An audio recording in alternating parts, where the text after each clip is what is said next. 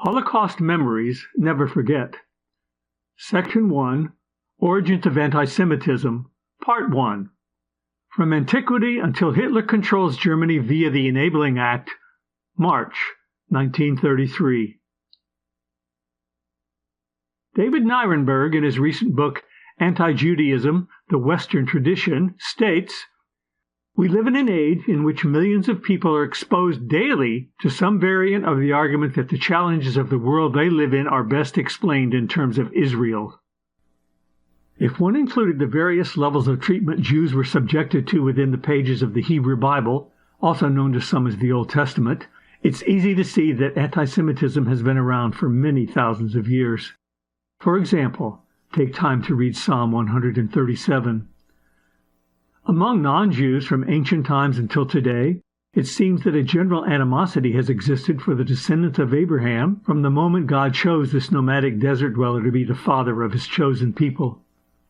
In later Greek culture, Jews were viewed as aliens, superstitious pagans, and a culturally inferior subset of humanity that should be avoided.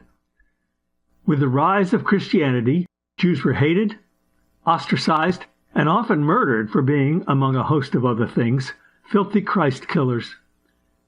Beginning in the 19th century, racial anti-Semitism, which was based on the false belief that Jews were part of an inferior racial category, swept across Europe and led to the horrors of the Holocaust.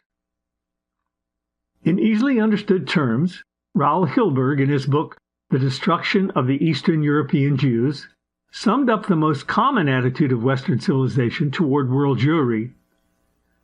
The Nazi destruction process did not come out of a void. It was the culmination of a cyclical trend. We have observed the trend in the three successive goals of anti-Jewish administrators. The missionaries of Christianity had said, in effect, "You have no right to live among us as Jews."